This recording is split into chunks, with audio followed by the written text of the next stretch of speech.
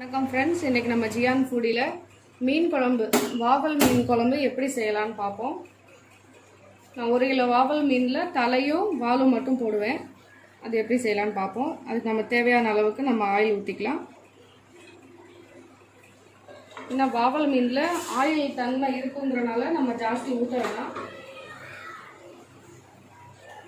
இப்போ எண்ணெய் நல்லா சூடாகட்டும்.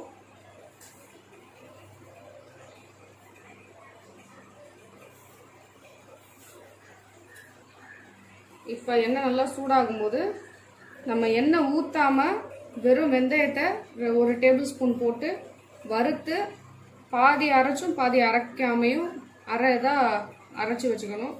இப்போ எண்ணெய் சூடானோன்னே நம்ம இந்த வெந்தயம் இருக்கு இல்லையா, அரைச்சி வச்சது வறுத்து எண்ணெய் ஊற்றாமல் வறுத்து அரைச்சி எடுத்துக்கணும். அதை போட்டுருவோம். நல்லா பொரிஞ்சு வரட்டும்.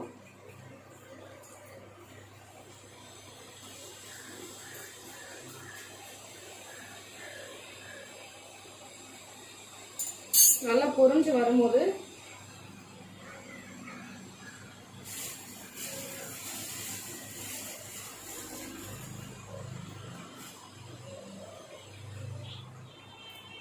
நல்லா பொரிஞ்சு வந்த உடனே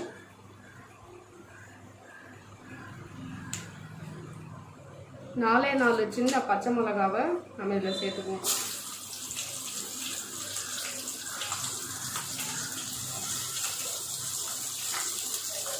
அப்புறம் பூண்டு,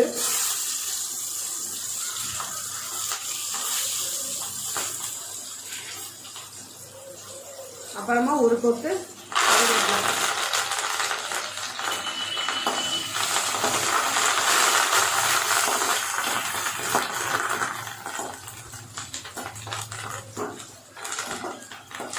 நல்லா கொஞ்சம் லைட்டாக வதக்கிட்டு அதுக்கப்புறமா நான் 2 பெரிய வெங்காயம் நறுக்கி வச்சுருக்கேன். அதை நம்ம சேர்த்துக்குவோம்.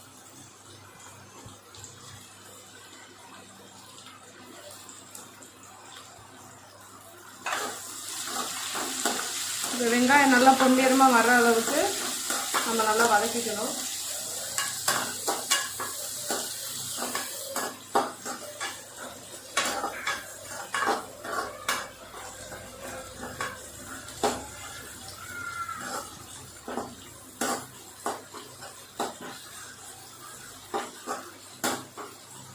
நம்ம இதில் வந்து வதக்கிறதுக்காக உப்பு இல்லை வேறு மஞ்சள் பொடியோ இல்லை லைட்டாக கொஞ்சம் அடுப்பை ரொம்ப கூட்டி வச்சுருக்கும் போது அது பொறுமையாக வதங்குறது தான் நல்லது. நம்ம சீக்கிரம் வதங்கணுங்கிறதுக்காக ஒரு சிலர் தக்காளி வெங்காயம் போடும்போது நிறையா உப்பு போட்டு கொஞ்சம் வதக்குவாங்க. அது வந்து தக்காளி வெங்காயத்தில் உப்பு கொஞ்சம் சேர்ந்துடும் அதிகமாக. அப்போ அந்த குழம்பு சரியான டேஸ்ட் இருக்காது. நம்ம இந்த மாதிரி பொறுமையாக வதக்கும் போது தான் இந்த வெங்காயம் வதங்குறதுலையும் தக்காளி வதங்குறதுலையும் நல்ல டேஸ்ட்டு கிடைக்கும். இப்போது பச்சை வாசனை எல்லாம் போயிடுச்சு.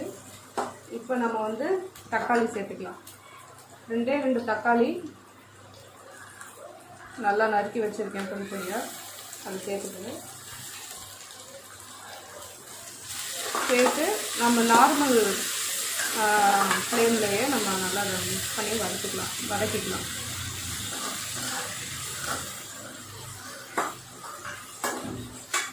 நான் உப்பு எதுவுமே போடலைங்க. அது பொறுமையாக வதங்கட்டும்.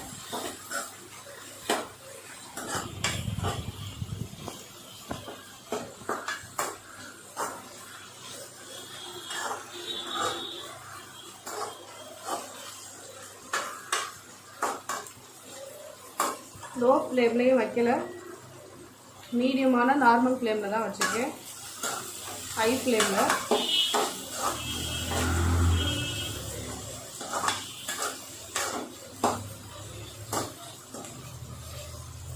நல்லா வதங்கிட்டு வருது. நல்ல வாசனையும் நல்லா இருக்கு.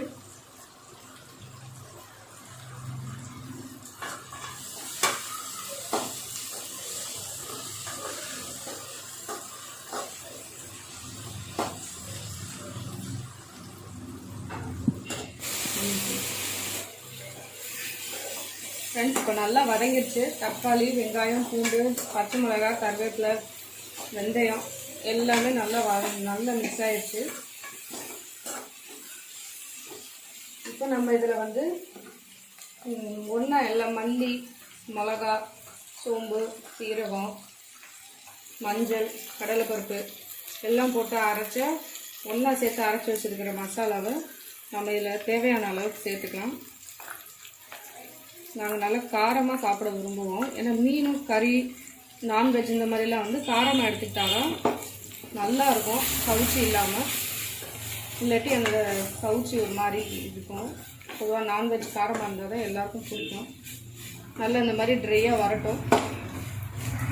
இந்த மாதிரி வந்தோன்னா நம்ம லைட்டாக நம்ம கரைச்சி வச்சுருக்கோம் இல்லையா, எலுமிச்சம்பழம் சைஸில் கொஞ்சமாக புளி எடுத்து கரைச்சி வச்சுக்கோங்க. அதை நம்ம இதில் கொஞ்சமாக ஊற்றிக்கலாம்.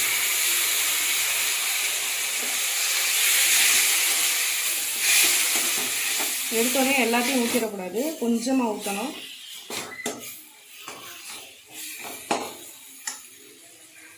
கொஞ்சம் கலந்ததுக்கப்புறம் இன்னும் கொஞ்சம் ஊற்றி நம்ம அதை மிக்ஸ் பண்ணிக்கலாம்.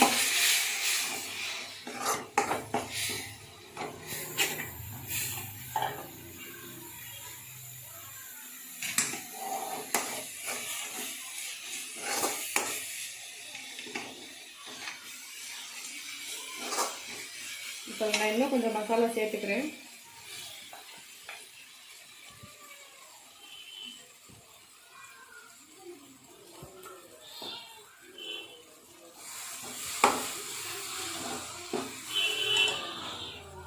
இப்போ மீதி இருக்கிற புளி கரைசல்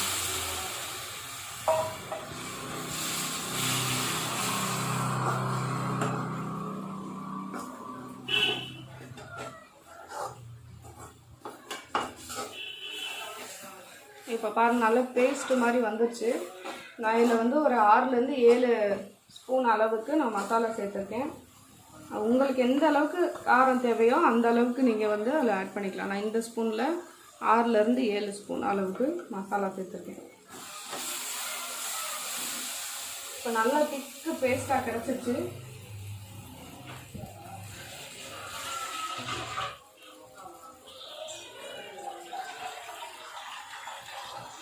இப்போ நம்ம அடுப்பை குறைச்சி வச்சுக்கலாம், இல்லாட்டி கீழே பிடிச்சிடும். இப்போ நம்ம தேவையான அளவுக்கு நம்ம தண்ணி சேர்த்துக்கணும். கொஞ்சம் கொஞ்சமாக சேர்த்து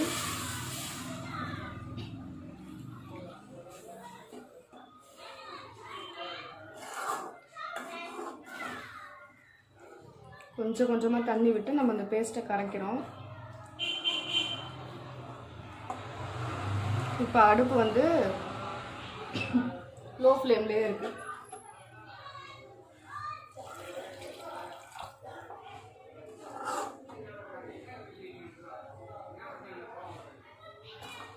இப்போ நல்லா கரைஞ்சிருச்சு.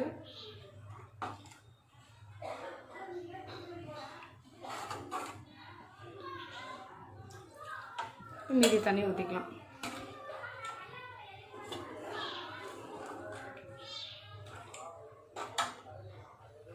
இப்போ நம்ம அடுப்பை கூட்டி வச்சுருக்கோம். இப்போ இதை நம்ம அப்படியே நல்லா கொதிக்க விடலாம்.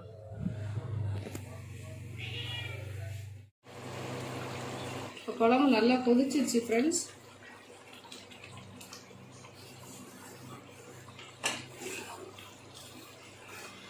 பாருங்கள், நல்லா கொதிச்சு நல்லா திக்காக வந்திருக்கு. இப்போ நம்ம இதில் மீன் ஆட் பண்ணிக்கலாம்.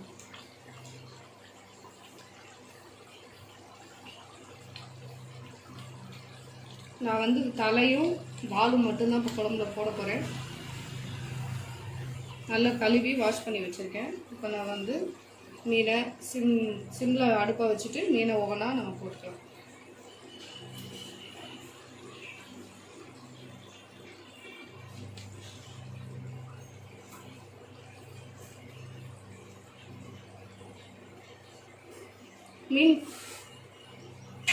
மீன் போட்டதுக்கப்புறம் சிம்லேயே தான் வைக்கணும்.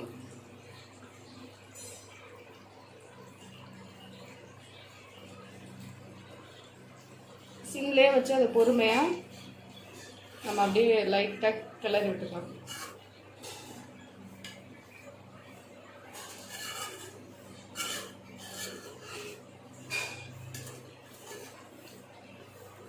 இப்போ கொஞ்சம் கொஞ்சமாக அதோடய எண்ணெய், நம்ம ஆட் பண்ண எண்ணெய், இந்த மீனில் உள்ள அந்த ஃபேட்டு எல்லாம் அப்படியே கொஞ்சம் கொஞ்சமாக வெளியே வர ஆரம்பிக்கும். மீனும் நல்லா சூப்பராக வெந்துடும். இப்போ நம்ம இதில் உப்பு சேர்த்துக்கலாம்.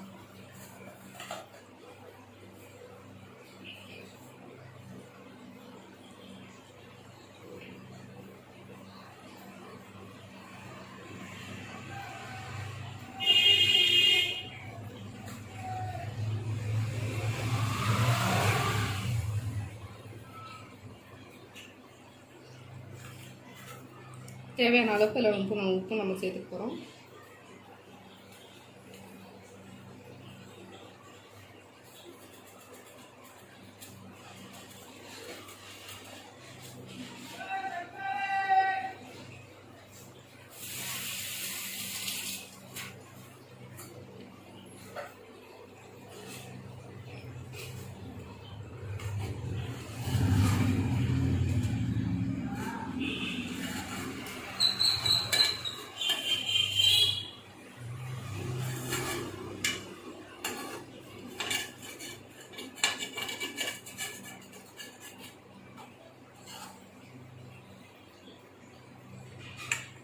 இப்போ நல்லா அதுக்கு ஒரு 10 நிமிஷம் நல்லா அப்படியே சிம்லேயே வேகட்டும்.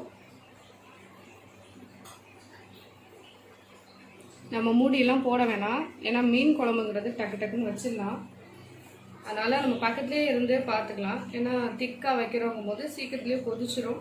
அதே மாதிரி மீனும் போட்டோன்னா அந்த சூட்லேயே சீக்கிரம் வெந்துடும். கண்டிப்பாக நீங்கள் வீட்டில் ட்ரை பண்ணி பாருங்கள், ரொம்ப நல்லாயிருக்கும்.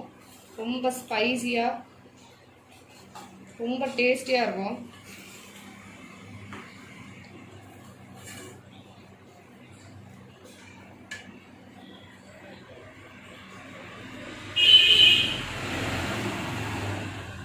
இப்போ நம்ம அதை 10 நிமிஷம் அப்படியே சிம்லேயே கொஞ்ச நேரம் அந்த சூட்டில் வேக விட்டுறோம்.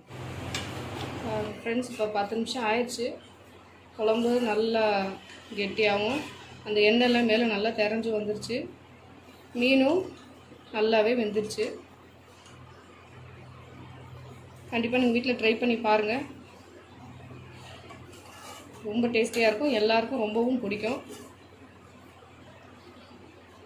ட்ரை பண்ணி பார்த்துட்டு என்னுடைய டேஸ்ட் எப்படி இருந்துச்சுங்கிறத நீங்கள் எங்களுடைய கமெண்ட் பாக்ஸில் தெரியப்படுத்துங்க. ஃப்ரெண்ட்ஸ், ஃபிஷ் ஃப்ரை பண்ணிகிட்ருக்கேன். இப்போது பவுலில் நான் அதை ட்ரான்ஸ்ஃபர் பண்ணிவிட்டேன்.